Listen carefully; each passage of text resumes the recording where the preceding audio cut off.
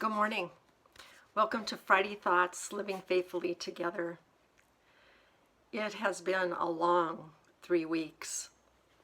As many of you are now aware, my family tested positive for COVID. And I'd like to share with you today a little bit of what that was like. It was a Friday afternoon when I received my first phone call from my son telling me that he had been sent home from work because he had been exposed to the COVID virus. And so he was on his way in to get tested. It was very shortly after that I got a call from my daughter, and she said that her husband Kyle had not been feeling very well for the last couple of days, and he felt that it was necessary for him to go in and get tested as well. Now, I am not normally an anxious person, but I have to tell you that those calls were something that I have been dreading. It took 3 days to get the results. The first call we got was from Ryan, and his was negative, and we were deeply grateful. But then my daughter called, and she was crying, and Kyle's test was positive. I immediately started trying to remember, my mind racing about who I had been in contact with. What were the people that I had seen? What were the things that I had done that may put other people in jeopardy if I came back with a positive? And I remembered that I had had lunch with the staff as a going away party for Amber, and I had also given blood during that time. And then the waiting began. Kyle's symptoms were not real bad, but he was achy all over. He felt tired. He had a terrible headache. And he had immediately quarantined himself to the basement away from the family. It was a week after those phone calls that my 4-year-old grandson woke up vomiting and spent the day throwing up.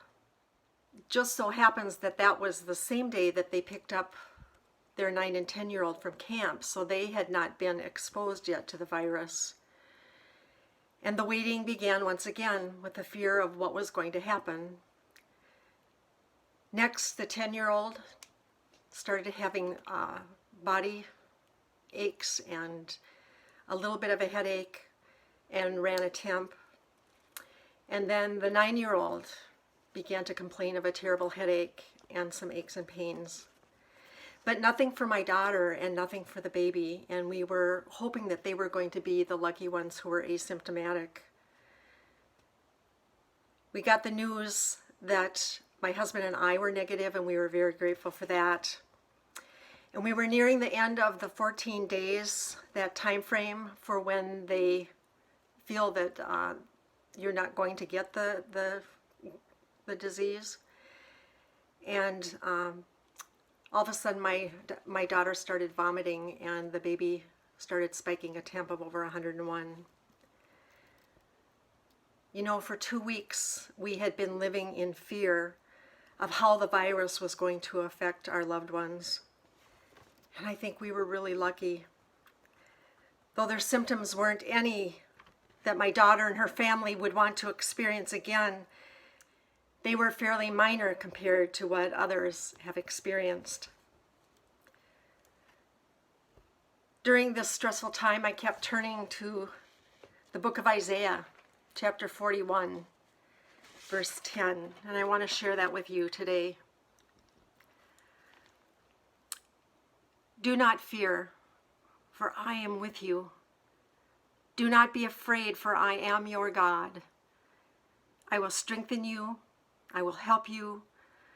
I will uphold you with my victorious right hand.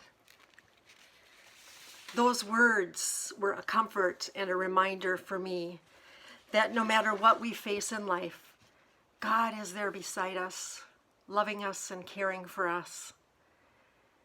We all face scary times in our lives, and all of us are going to experience fear.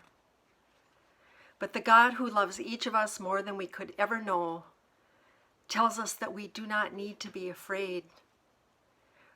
For that, God promises to strengthen us, to help us, and to always, always be with us through it all. As a congregation, as a community of faith, as we move forward trying to plan and determine the best and the safest way for everyone to gather together again, we need this reminder that we do not face these days alone, that God's love is indeed present with us, that it surrounds us. And I pray that this word will be a word of hope for you this day. Blessings.